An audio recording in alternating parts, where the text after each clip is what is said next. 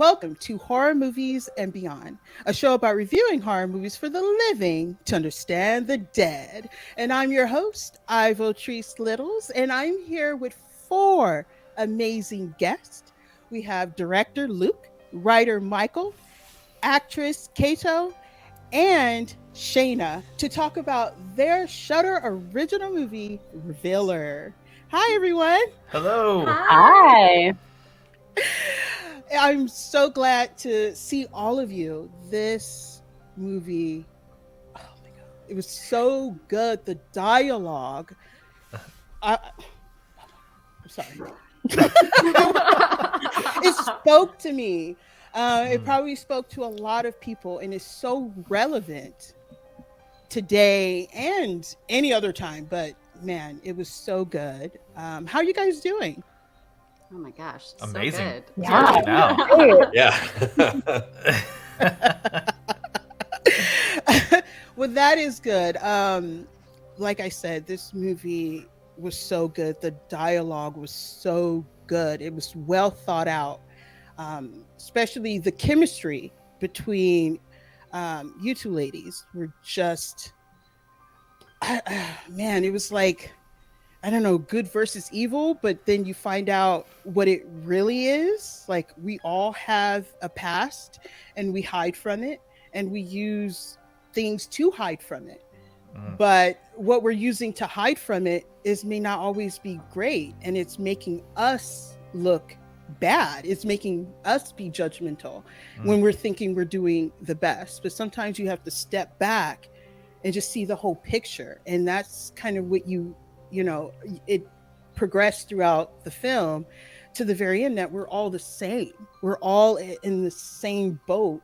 So like I said in one video, you're pointing your finger, but there's three pointing right at you, coming right back. So there you go. So this movie is about a stripper and a religious protester that are trapped together in a peep show booth and must come together to survive the apocalypse. I mean, that is great. was that the pitch? Michael or Luke, was that the pitch there? Or, I mean, because I would have been like, here's my money, take the cards, I go in debt, I don't care, come on. Yeah, it was the pitch. I mean, there was a situation where we had an opportunity to make a film. This is in 2020. Basically the quarantine, the pandemic had been going on for about 3 months, and we had this opportunity to pitch a film that would use limited locations and have limited amounts of characters, essentially, to see if we could make a film during the pandemic. At this point, everything had gotten canceled, the shows and movies that we were working on other than that. And so Michael and Tim kind of came up with this idea, and we pitched it to our producers, Sarah Sharp and Brett Hayes, and they were like, "Yeah, I mean, how do you how do you say no to that?" So that, yeah, I mean, and that was literally it. It was literally, I mean, we barely had to put much. I mean, the log line itself kind of sells everything, doesn't it? Yes, it does. Michael, so you're one of the writers on the film, and when you came up with this concept, like, this is a story I wanted to do with your partners. Why the 80s? I mean, it could have been any type of decade. It was like the 80s specific, and it was 1987. Because even I was curious. I was like looking up to see if any specific thing happened in 87, because 87, a lot happened to me during that time. Yeah, a lot of tragedy happened during that time. And I was a little girl. I was 7 years old. And I don't know, I was looking for something. But why 87 specifically in the 80s? That's a great question.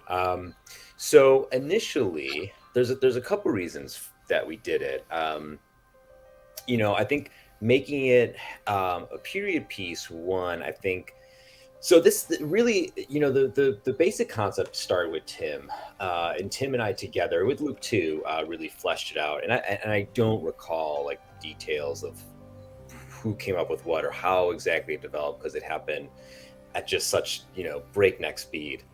But there's a few reasons why the 80s, and I don't know about 87. I was actually 7 as well, so we're together on that. But one, just aesthetically, I think for Luke, it gave him a cool palette to play with, and play with it. He really did.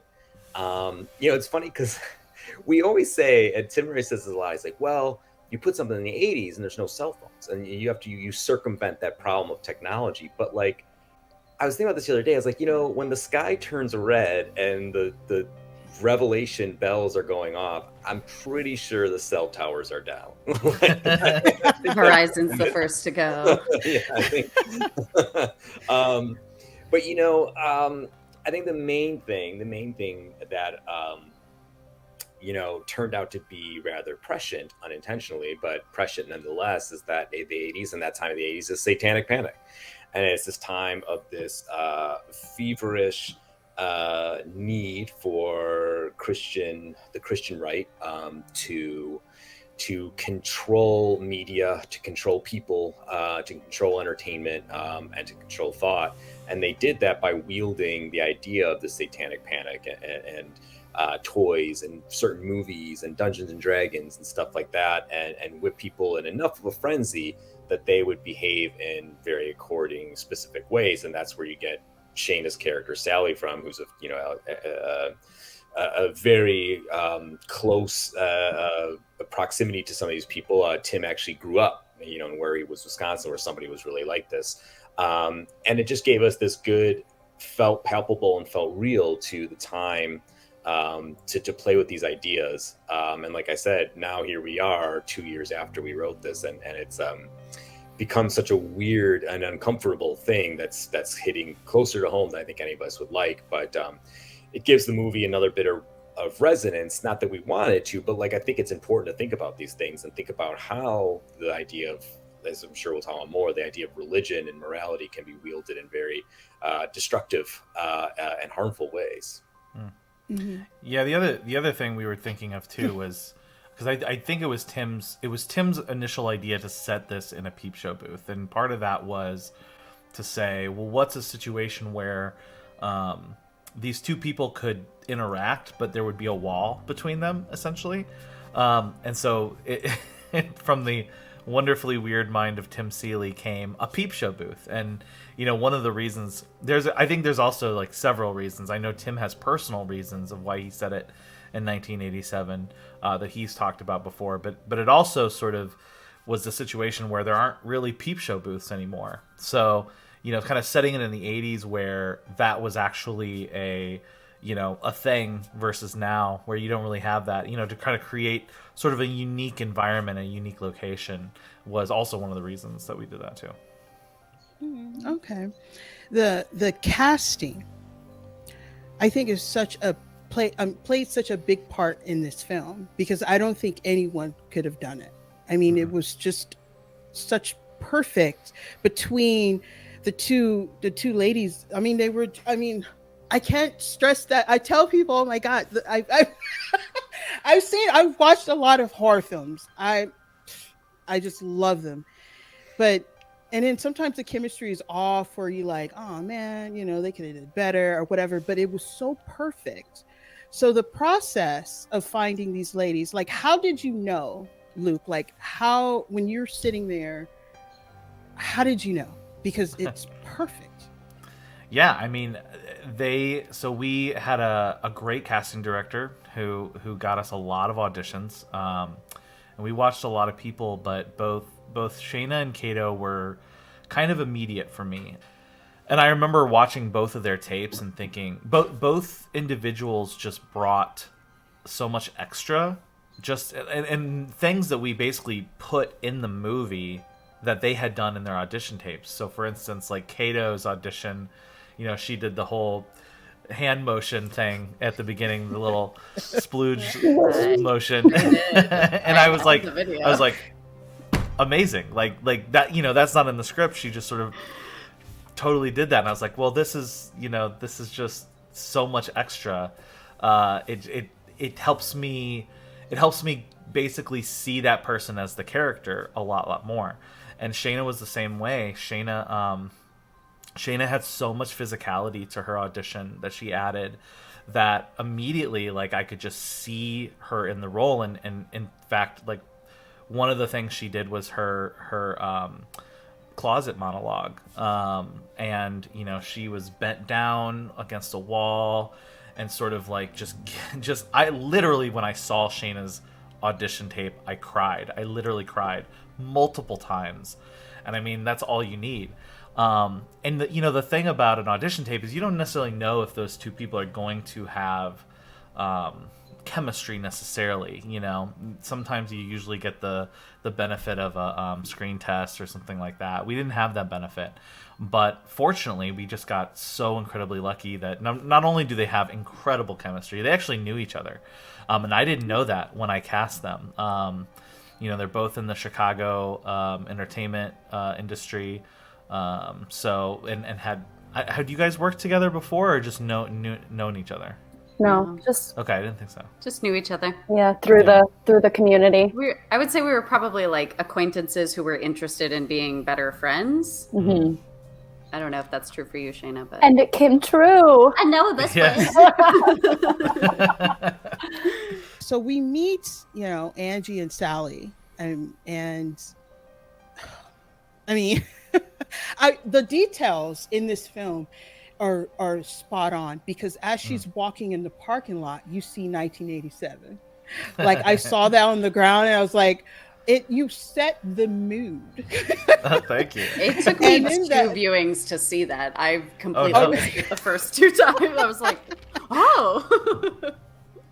And then you meet them right away. I mean, it was just, however, you do meet a preacher in the beginning who got somewhat condemned, it may appear, and then it's like the TV is repeating what he says. And believe me, I've seen that kind of situation before, and you could see that it kind of tells you what the story is going to be about. I mean, he's saying these things one way but really mean another, so it's like a double standard, and then it goes into the film. So Caito, so talking about Angie, how did you convey who she is and what her purpose working there? Because as a audience, we're trying to, you see she has this bad attitude, and and then she meets Sally, and it's obviously they've been through a lot going there. She tries to go to work, and then you have Sally screaming at her saying, repent, and she's just like, whatever, and does her job. But how did any relation into your real life reflect the character, or how did you prepare for the role of Angie? Yeah, this is a great question, and I think every actor kind of loves to hear it. I think that especially how Angie and Sally are written, these very much could be like, on paper, could seem like archetype characters, but both Michael and Tim really imbued both characters with a sense of heart and a sense of drive and passion and reason behind what they're doing. I think it very much could be, washed as she's a punk with a bad attitude, and she's a stripper, and she can just be like society loves to do, just marginalized and pushed to the outskirts. But her having such a driving factor as to why she does what she does and why she chooses the line of work that she chooses consistently every single day, partially because she likes it. Surprise, there are very often sex workers who like what they do, but also that she has a driving force behind, and why she kind of gets up in the morning and has this ability to kind of externalize and focus and care and nurture. And I think that we don't get to see a whole lot of sides of that when it comes to strippers and sex workers portrayed in media. They're very often the butt of the joke, or they are, kind of a means to an end. And I think that I just immediately was taken by this character because it really showed off the fact that she's a human and she has a life and she has difficulties and she comes from, minimal means. And I think that was really kind of the avenue for me to tap into it. So it was a lot of, two of the kind of weirdo things that I did for this one was, not so weird on the first one, but I built a playlist of songs that I thought Angie might listen to. Like I looked up all of the major bangers from 1987 and added a bunch of those, and then kind of diving into things that really evoked the kind of her ethos. There's a lot of Nine Inch Nails on there, although that was later.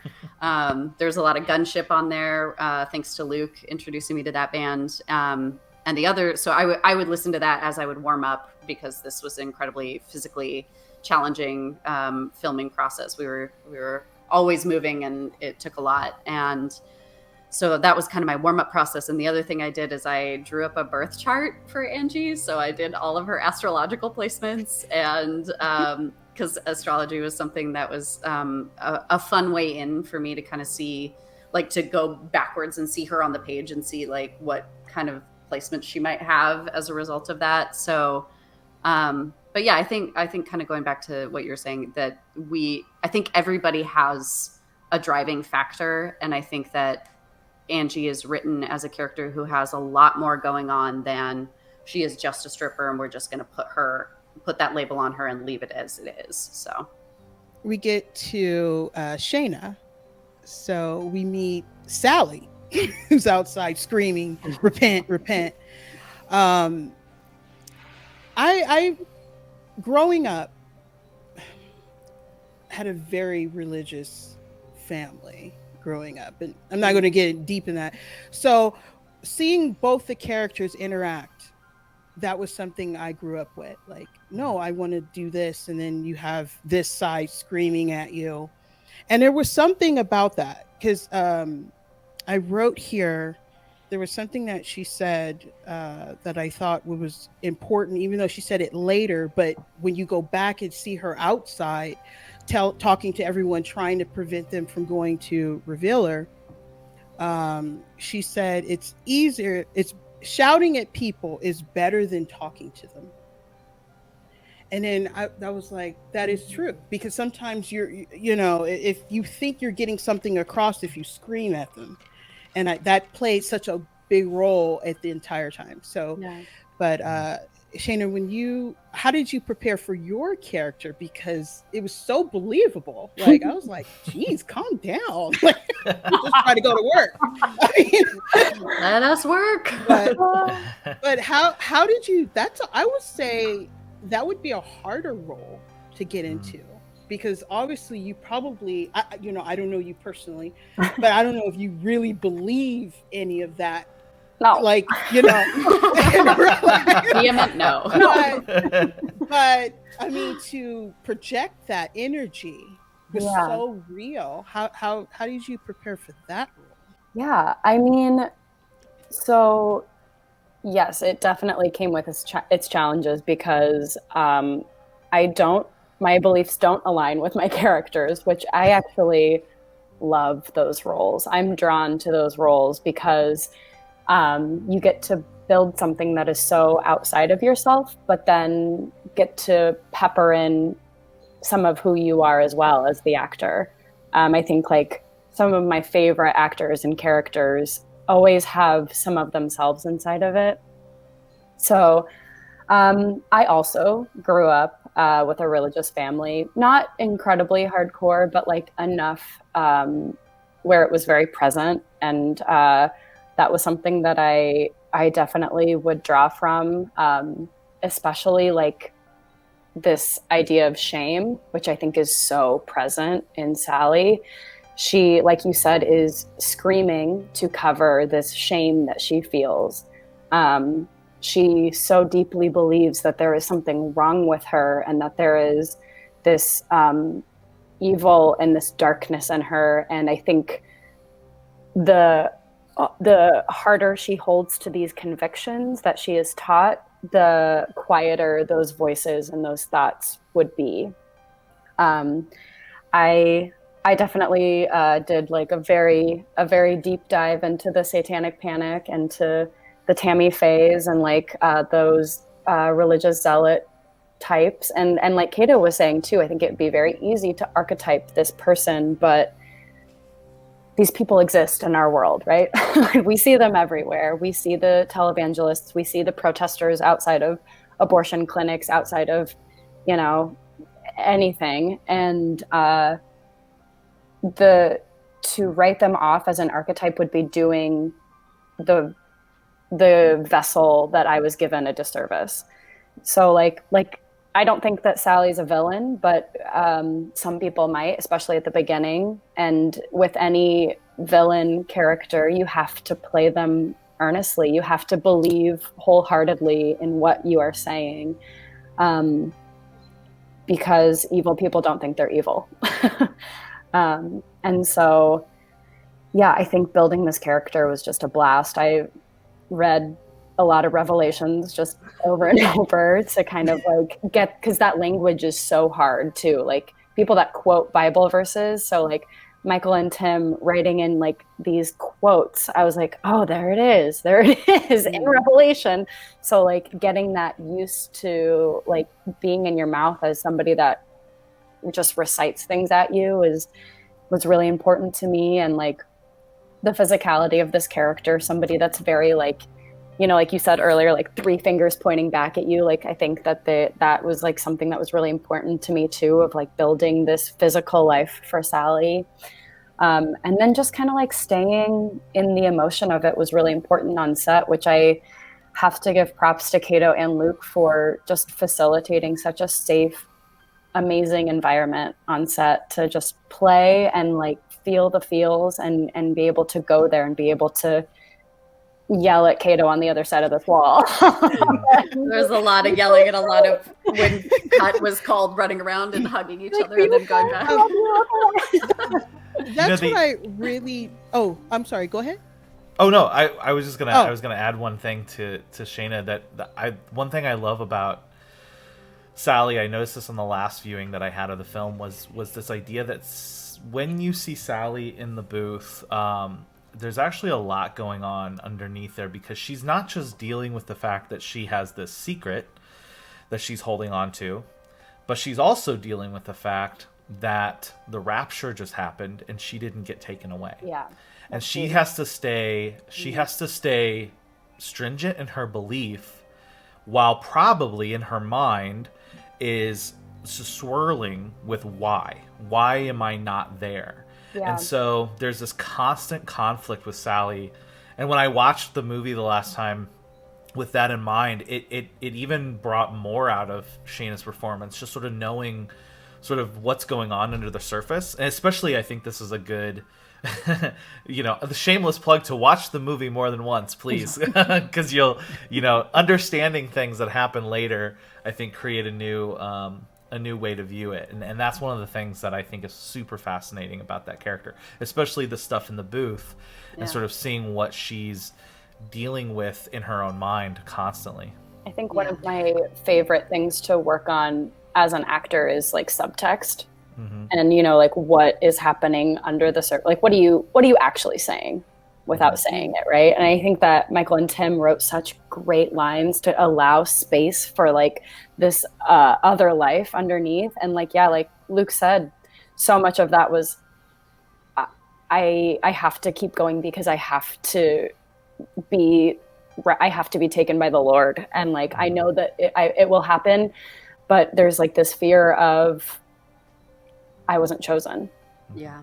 You have that really beautiful line in the way you deliver it of, and I will be taken home. Like that moment, every time you said that line, it was like, and then I have to be such an asshole to you.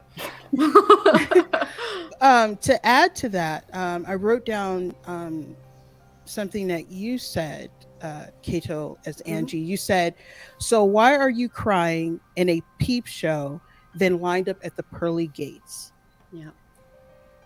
Okay, Michael, where did you get this dialogue? I wrote down some that hit. I mean, just like knock you out. And it can't get more clearer in this film. I mean, yeah, that does make sense. I mean, it's because you're sitting there as you're watching this, they're both making sense of what they're saying. Believe it or not, they are. Like, you get what Sally is saying, you get what Angie is saying, but then the point is, okay, if all this is going on, why are you still here with me if I'm so bad? Correct. Did you have to read the Bible? Did you read the Bible to get certain verses because they were so specific for what they were what was going on? It was like, please. Yeah, I did. I had to brush up a little bit more, probably than Luke and Tim did. They have a more of a tradition and history with it than I do. I was raised Catholic and I went to Catholic school, but nothing stuck apparently. So I think that, like, you know, when it comes to dialogue, and again, I can't speak for Tim, but you know, a lot of like when you go and you're a writer and people say, you know, to write naturally, you know, to make it sound natural. And I don't really agree with that. I think that the best dialogue and the best people who write dialogue, like an Aaron Sorkin, you know, hit or miss, but Aaron Sorkin or Alan Ball or somebody like that, it's very theatrical. It's very like big. It's very grand. Like they write in a way that's for the medium. Like there is something to be said about, or even David Mamet. Nobody talks in real life like the way David Mamet writes characters. Nobody speaks like that. And there's something to be said about that specificity. And I'm not saying that's how I specifically aim, but I don't try to make it totally natural. My goal is two things. Well, one thing that leads to the other, and one is, and Shaina used the word like earnest. Like I want earnestness and I want clarity. I want the characters to say what they mean, to mean what they say, and to just express what it is that's inside of them. Like for Shaina, like at the forefront of my mind in the beginning of the movie is not really Shaina's sexuality. That wasn't what I was thinking about in the beginning, and I don't think that's what she was thinking about either in terms of the secret or what she's thinking about. I think her why haven't I been called? And maybe that's why she's thinking why, but it's more the shock of like, I'm here, you know, and I'm stuck, you know, here specifically of all places, and what she is dealing with at that moment. So just having the dialogue that expresses that with clarity, and also doing it economically, like having it be like is just say the thing in the best, most succinct way possible. It is most times my goal. I mean, I do like to get long sometimes, but like really, especially for this, I think it was more because it's such a great dialogue and such a great back and forth between these two characters. The goal was to keep it kind of snappy and keep it moving, and I think that would help the pace of the film, which was an obstacle from day one. Is like, what are the things we're going to have these characters do in this limited situation, in this limited space, to keep the movie going and not feel static, you know? And one of the ways to do that was to have dialogue, to have banter, you know, to have things be going back and forth. So yeah, I mean, that was kind of my approach. That's my approach in general, but that was my specific approach to this for Revealer when we were doing it. Oh, okay. There were some specific details that I saw in this film that I thought were very, very important. One is seeing the meeting, I think his name is Ray, when Angie met Ray, and the way he talked to her. So she's being judged outside. She's probably being judged in life. She's being judged at work. I mean, it's like, man, give a bitch a break. But that's real life. It is. That is real life. If you don't fit certain standards, something's wrong with you. There's even standards in the place that you thought wouldn't be any standards. Oh, I mean, you're being judged there too. You're like, what? If I could tell you the stories. And to see, there was another thing. The gum on the door frame shows how many times that she comes to work. I mean, she's a dedicated worker and she can't get a break. Come on now. Amen.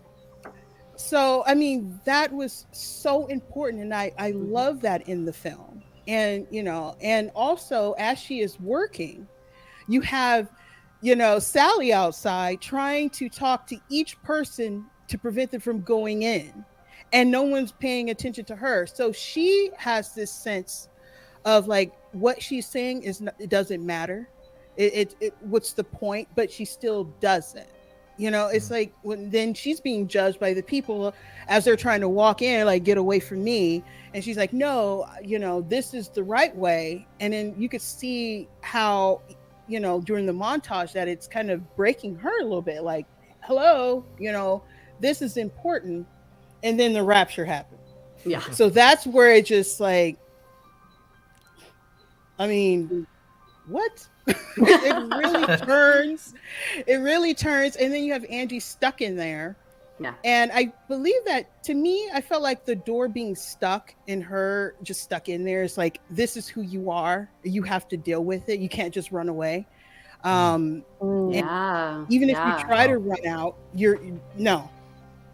this is where you are. But it turns out, I think she was more safe being herself, being stuck in there, than outside.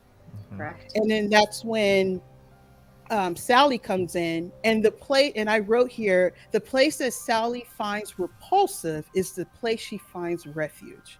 I mean, you can't get any more powerful than this. Yeah. I mean, it's like, I wish I would have thought of that. Ivotres, you are killing me. This is amazing. Yeah, that's some. You're revealing stuff about our own film to us. Yes.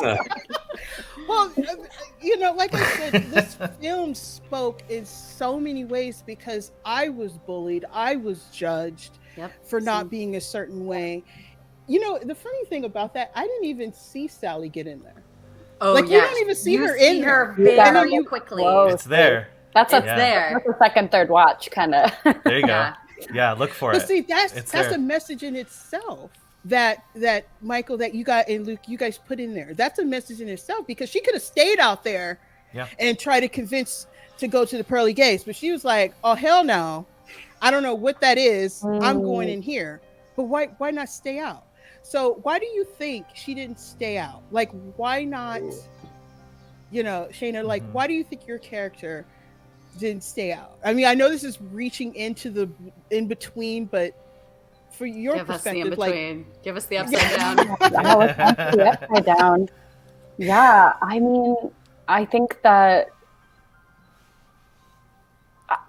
is such a good question that I'm not even sure I know the answer to it. I think that like what you're talking about earlier, of just like, maybe in this world outside, people were being raptured, and maybe like if that were a thing, thinking that it would happen immediately, and realizing that here's the closest building, I'll go inside until it happens to me. Michael, I saw you light up. Did you have any thoughts? No. I have some thoughts. Go for it. Okay.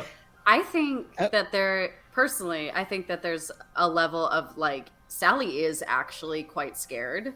Mm-hmm. I think that, she's got this conviction that, the book of Revelations is happening. And there's like, you could hear it in her voice that there's almost an excitement that she was proved right. Mm-hmm. But there's also a fear. Like, there's that just like kind of primitive brain that kicks in of like, not only are people being raptured, but we're also seeing like viscera and like, gore and the things that she's describing, like, and that reveal of her, she's scared. So she sought refuge. And she knows what's coming next. Right. Exactly. She knows exactly what's coming next. She's like, oh, it's going to blood rains down from the sky. I don't want to get, dirty. She has that blazer pressed. I must be clean. Yeah, but I do think that she's scared. I do think she's actually scared of like, oh my God, it's actually happening. Yeah. Mm-hmm. There was another thing that I noticed. It's like, you have to pay attention to Angie's dialogue, because she is speaking more truth than anything. So all this is happening, and she is in there and she's coaching Sally how to survive when Ray gets weird. And like she's coaching her, hey, to get out of here, we got to do this and do that, and breaking free. And I really like how the walls between them, because that shows you that in order to live, you have to reveal who you are by breaking through the side that you're scared. Because even though you can't see over there, like, yeah, you can see through the glass or plastic, but she had to go over there. I mean, there was no other way to survive, because the only way to get out was to go down, not up. So the only way out is through. I mean, that was like, hello, you got to get through. And even though she was trying to squeeze herself in there, and some weird snake thing was coming, and then I was trying to understand those snakes, because I think or what, I don't know, I'm not sure what they are. They look like little snakes, but I was trying to understand their purpose, because they come around when you're in denial, and then they go away when you speak your truth of how you are. But then I was like, well, they try to get down Angie's throat. And so is there a point that Angie didn't believe in herself, didn't believe what was going on, because it was trying to get in? Now, Shaina could have been like, you know, Sally's character could have been like, so what? It was getting down her throat. But she even helped her when she was stuck. Right. So I mean, I love the little bits and pieces that you, Michael, Tim, and Luke put in there to show that she does have goodness. Absolutely. I mean, in small doses, but it's goodness in there, because she could have just let her.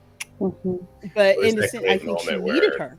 She almost leaves. I love that moment that she's looking at, she gets the crowbar and she looks at the door, and she could leave, you know, like she's scared. I think that's also fear, but also like she could have left, you know, and she doesn't. And I think that's a pretty nice little moment in there. Yeah, I think that's kind of the turning point of like, okay, I'm in it with Angie, and like one of my favorite moments of the whole film is when after we throw the snake down and Angie pulls Sally through the wall, there's like this moment of connection that the two characters have, of like this breath and this closeness that I think is also a turning point for their relationship. I think it's kind of the first key into their trust and their and Sally's kind of like one baby wall came down in that moment, being close to her. And truly seeing each other, you know, both physically seeing each other, but also metaphorically, like seeing each other as, oh wow, we are in the most dire circumstances, and here we are, and here we are humans. Yeah, when Alex Cuervo and I were doing the music, we would have to talk a lot about the underlying themes with everything. You know, okay, well, is this, you know, how do we play this music-wise? And we kept saying that the breakthroughs, so physical breakthroughs of the wall, are actually breakthroughs. They're emotional breakthroughs. They're relationship breakthroughs. And that continues. That's a theme that continues throughout the film. Even though all that was going on, and you know, and Sally's in there, the scene that I loved, I don't know why I loved it, because I've never seen it like that, is that Sally was still talking all that crap to Angie, even though she broke in, and she's just in her face like, yeah, you're gonna go down, you know, or whatever. Like, oh my god. But then when she punched her, it's my favorite. I was like, that is the most disrespectful way to punch a woman. I was like, well, that, because at first I was like, did she punch in her stomach? But then she was like, oh, I can't believe you. Oh, you punched me. I was like, that was genius. I mean, whose idea was that? Was that in the script, or was that like, oh, it was? Is that a Tim Seeley moment? I don't know. There's a lot of stuff that I not even a lot. There's a few things that I'm like, definitely Tim, definitely me, but like 90% of it, I don't know. It feels like it. Feels like a Tim thing. Coos I feel Brews like definitely feels like a Tim Coos thing. Brews Coos is Brews a- sounds Yeah. like a Timism. I think there's. I mean, I definitely, especially lately, have gotten to a point where I'm like so incensed about someone being so in my face about like just who I am, and and the punishment I deserve for being who I am, that I have absolutely 1000% wanted to do that to someone, and the opportunity to channel that was glorious. I think the turning point, Caito, for your character Yeah. was when you kept saying, "I need to get to my man," and I was Yeah. like, "You got to get to your man, like man, like shouldn't your man try to?" But then it explains who your man is, and it's little man. It's your nephew, and then you see the goodness because yes, I'm a stripper or whatever, but I'm doing what I can for my nephew, Yeah. and I've met so many people like that character. Yeah. That and then you have, Sally, that when the turning point for her is when she hears that and said, "Oh, I didn't know." Well, Yeah. then you never gave her a chance. You didn't even I mean, ask. yeah. Yeah. You So just assumed. not all bad people, are doing bad things. It's just society or what's going on with him is just that's all they got. Yeah. For your characters, do you think, okay, this is the point where we have to understand each other, get deeper in? Absolutely. Yeah. I think that scene is pivotal. I think that it is like the turning point for Sally when she says when I had the line, well, in case you haven't noticed, I'm still here. I think that is like a deep realization that they are in this together, and that I might have been wrong all along. Yeah. And like Luke talks about this scene all the time too, of like the putting the shoes on her. I mean, that's a little bit later, but that is also like a putting belief into action, and like truly caring for this other person in a way that like Sally never would have done before. I think it really is that moment that strips us both down to who we are and why we're here and why we got to this point of, Angie truly does everything she possibly can for her nephew. She treats that boy like her own. And I think, I have known many, many sex workers who are parents, and this is what they do to, put food on the table. And I think that a lot of people forget that. And that moment, it always breaks my heart when I hear it. But when Shaina just responds with, "I'm sorry, I didn't know." And I think that for me, hearing that is like, I have definitely in my life assumed something about someone and just didn't want to hear the reason why they were the way they were. And then you find out this deeper layer and it just softens you. And I think that was a softening moment for both of us, where we both realized just what we're invested in and how we're invested in it, and now how we have to invest in each other in order to survive. Yeah, there's something really sad. I think that, and I love this Shaina's moment on that as well. That like, when Angie talks about David and explains David that she has somebody, she has this person in her life that she cares for and loves and is loved in return. And earlier in the film, Sally says, "You don't have anybody in your life. Welcome, and let God into your life so you have somebody," not knowing that she does. And Shaina now is in the inverse because she realizes she's the one all alone in the world. She's the one who doesn't have anybody. And it's hard that kind of life is a life of alienation. I think we talked about before with your story that like people get pushed away. That life forces you, the life that Sally, the evangelical, Christian, forces you to constantly alienate yourself from others. That is like one of the modus operandi, pushing people away constantly.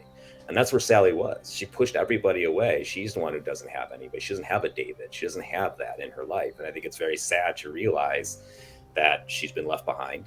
And not only that, but like she has nobody, you know. And it's a pretty deep moment for both characters that I love that moment. I really love that because of what, you know, Shaina and Caito did with it. Mm-hmm. The dialogue when they got into the closet, when those creature snake things were chasing them, and then they finally, you know, got into the closet. Mm-hmm. And the closet can symbolize just so many things. Sometimes, I mean, first they came into the closet, and then they came out of the closet, and literally Sally came out of the closet. Metaphor. Did I mention I don't like subtlety?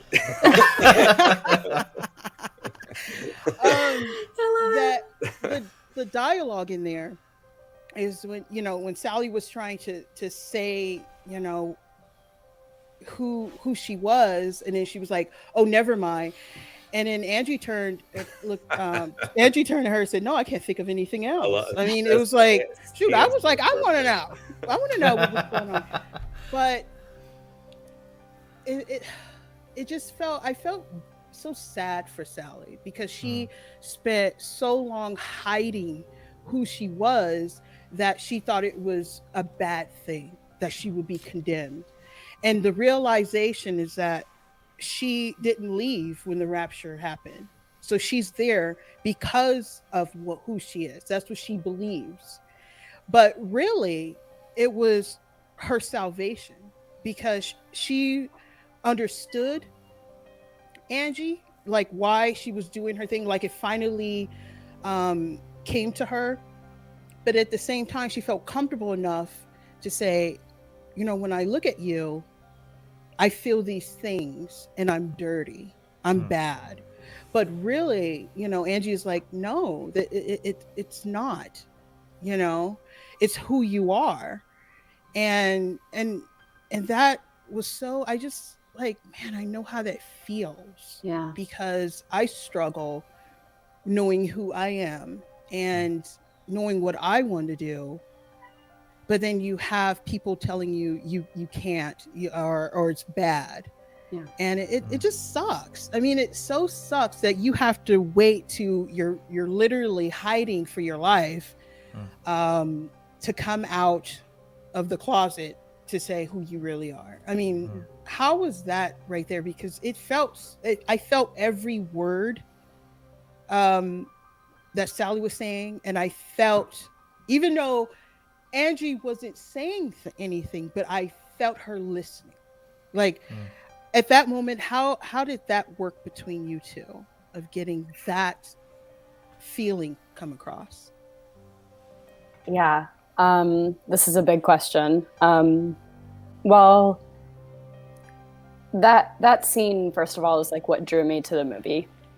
I'll probably get emotional talking about this, but I have felt that way too, and it has taken me years and years and years to come out of the closet, and so I've related with Sally of you know, feeling like there's something wrong with me, or you know, there is this thing that is like should be oppressed. Sorry, and I'm gonna get tearful. And like I think sometimes it just takes that one person to see you and recognize you and let you know that that's okay. And like that's why I wanted to do this movie, is to, you know, be able to be like, no matter who you are, what walk of life you come from, if there is something that you feel is wrong about you, it's lies. It is lies. It is not true. And I hope that everybody can find somebody to make sure that they know that. I think that having Caito there to play off of was monumental, because Caito has been that person for me too, in real life. So like just to be able to kind of like just juxtapose that has has been lovely. And I think that there was just such safety on that set to be able to go there. And like, it didn't feel like harmful or anything. It felt like cathartic to be able to give life to this character in this moment that you don't get to, I don't think you get to see a lot of in horror movies. Absolutely. Yeah. Sorry. No, it's okay. I mean, I think what really like got me during that scene is because I don't have anybody like Angie, you know, and I'm sorry. No, that's okay. When you know, when I go through whatever I go through, I'm alone, you know, so I understood that, and I just so badly wanted someone like Angie. And if and sometimes, you know, she just drop on your lap. I mean, when you're not looking for that person to help you understand who you are, sometimes they just come in your life in the most unexpected ways. And I mean, you know, you didn't think it was going to be the rapture, but that at that particular moment, it's like, we're in this together. Yeah. Look at us, you know. But at some point, you still had Sally still in denial. Like she still was pushing that hope for her that, no, I'm gonna go home. She realized that I am here and I have a friend, you know, when it gets deeper, when the creature come and all that stuff. And she came back, even though she did give her a pair of shoes, say, you need them more than I do.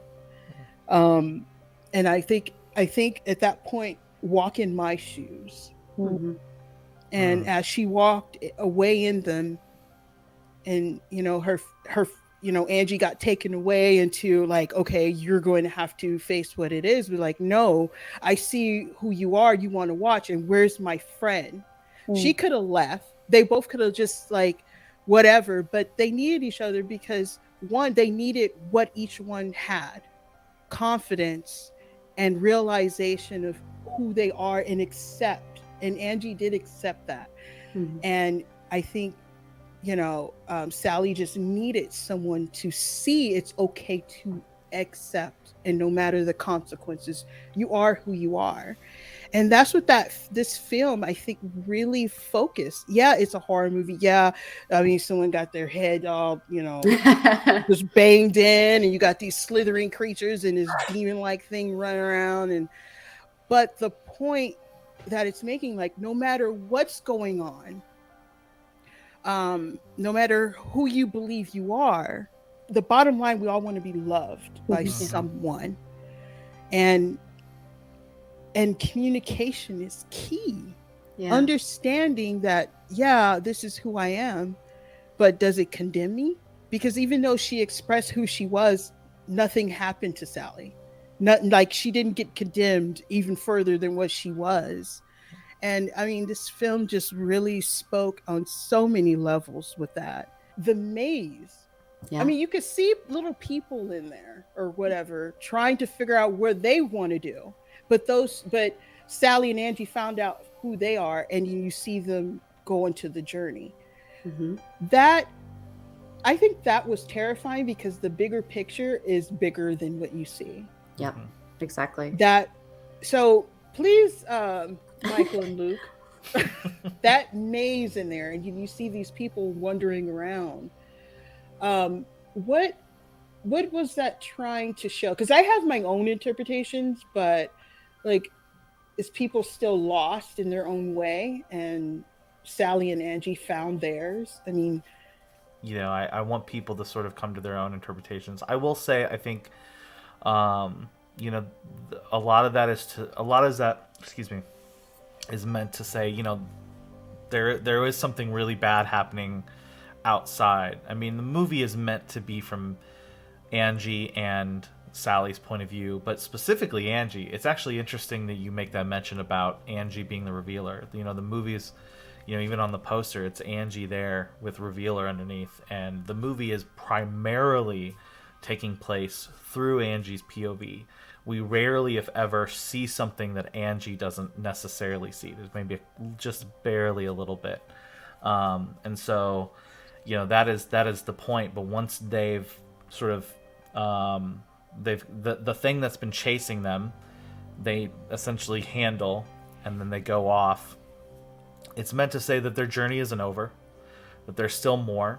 At the end of the movie, there's been a big breakthrough with both of them, but they're still both at the beginning of a journey that's going to take them through more, that's going to reveal more. And I think part of that was just us saying this isn't the end. Up until I really saw that, and we really started having those discussions about the end credits and that maze and stuff like that, Luke and I always talked a lot, because Luke and I work really, really closely through post-production. And I'm even hesitant to say that, because Luke was heavy into post-production. Like, I can't even say I was, I have a fraction of a participation of that, but we still were engaged a lot, just because we're friends and we talk just in general. But I remember us talking a lot. We were like, are the tunnels real? Is that real? Were they really in tunnels, or is that supernatural? Once they descend below the bookstore, below Revealers, are they in a purely supernatural place? And I was always like, I don't know, I'm not really sure. And then I saw the credits, and I was like, oh yeah, it's for sure supernatural. But it works. Oh, thanks. Yeah, I mean, I love it. I love how that concluded and how we figured that out. And a lot had to do with what's his name, Luke, who made the maze? Brandon, yes. A lot of his contributions as well. So it definitely was a team effort to put that in, and it works so well and cements so many ideas. I don't want to say a simple thing, but it's it's just the credits, but you stick around for it. It's not just a tack on. It's the beginning scene and the end scene, sometimes are just there to set things up, or the beginning in horror is just a scare. But those two moments really kind of concretize stuff that's happening, to bookend the stuff that's happening in between. Sally says twice. She says it towards the beginning, and she says at the end. She says, this verse, this is, and the earth shall be swallowed up in demon-filled caverns. And right before they go through the door, she thinks to herself, and she goes, but Angie, what if the rest of the world didn't? And she kind of cuts herself off, because she's suddenly realizing, okay, well, we may have sort of figured it out, right? We sort of, won this part of the game, but what if the rest of the world hasn't? And I think that's sort of where we sort of see at the end is the sort of, it's a bird's eye view. It's literally a bird's eye view of what she's talking about, and saying, nope, we're going to show you a little bit here. We've been focused on these two people, but I think maybe that there is something there. There's something to what Sally was wondering. There was something that I looked up. It says the revealer to make known through divine inspirations. And I think that is exactly what this film was showing us, that sometimes the person or the person that shows us the way is the unexpected person in your life. And I really, really did see that. And before I let you guys go, I saw that there was thinking about a one-shot comic book, a tie-in to this. So is that still in the works, so we could see what Angie and Sally is getting into? Yes, so there will be a comic book out in August. It's 4 stories. Unfortunately, there's nothing post the movie, but there's things pre-movie and there's things during movie. There'll be a Ray story, there'll be a Sally story, an Angie story, and an Asmodeus story, which should be very, very interesting. So yeah, we're just wrapping it up now, sending it off to the printers, and we're hoping. So I believe it's out August 31st, but we're actually hoping we're going to be doing a C2E2 Chicago Comic-Con screening. And the goal is to hopefully have copies available there for people that come into the screening. Oh. So, yeah. Okay. So excited. It sounds exciting. Yes. Yeah, very much so. And man, I can't wait to hopefully I can get my hands on one of those, because I would love to see the in-depth story of these characters. I mean, like, I just felt them all the way through, and that would be pretty awesome. Yeah, I mean, we So- love the characters, and hey, I've got a copy for you, so no worries. We'll talk in the DMs. But Has there ever a thought of a part 2? Right now, let's go. I mean, no comment. Okay, because I'm like, some movies just stand alone, and this one's stand alone. But I'm curious, now that it showed a bird's eye view, it's like, ooh, what are the challenges they're gonna have to see? Yeah. What? I'm just curious. I mean, I don't know. No, I mean, I'm like a lot of people. I find myself just in love with these characters and just so invested in who they are and what they have to go through. So I'm not gonna say anything, but Okay. yeah, Never know. yeah, we'll just This leave is it there. news to us. I want to say thank you. I mean, this was probably one of my best interviews. Oh, And I've done a lot of Shudder movies, but I always pick the ones that have really good messages that people either overlooked or just really need to focus on. This movie is so much fun. There's comedy. I mean, there's some gore in there. Interesting things they highlight, but the story and the dialogue and the chemistry was so important, and I really want people to see that. But thank you guys. You guys are so great. Thank mean, you. Thank you Yeah, so much for Ivotres. having us. You guys Yeah, are this such was- great actresses. You guys, oh my god, and you know what? Great director, oh, thank you. because I mean, it's a group effort, and you definitely see it. And I Thank can't you. wait to see what else you guys come across. I mean, great performances all around. Well, I have to tell you, I'm a huge fan of your show. Oh. I when you posted your thing, I was like, yes, she liked it. So this has been a huge honor, and amazing. honestly, this is such a meaningful Yeah. interview. So thank you so Yeah. much for Thank having you so us. very much. And thank you. Oh my God, like your critical analysis of it was. Like I just sit here all day and listen to Illuminating. you tell like your thoughts on the movie. It's amazing. Believe Yeah. me, I have so much, but I was like, okay, I don't want to spend 3 hours, because this is the kind of movie I could go 2 hours, because I wrote Oh my so gosh. much Oh my on gosh. this, because Wow. like all the red, it's like some stuff I had to leave out because time wise, it's been Sure. another 2 hours. Yeah, Shaina is going to be in Scare Package 2. she is. Oh yeah, that's right. I even wrote it here, and I didn't even say nothing. I'm so Oh, I just had to throw it out there because I even have to wrote hype it. Shaina at all times. so. Oh wow! Congratulations! It was a freaking blast. It's a great project. So The good. first one was a blast. So the first one. I could talk about that, but that was a lot of fun.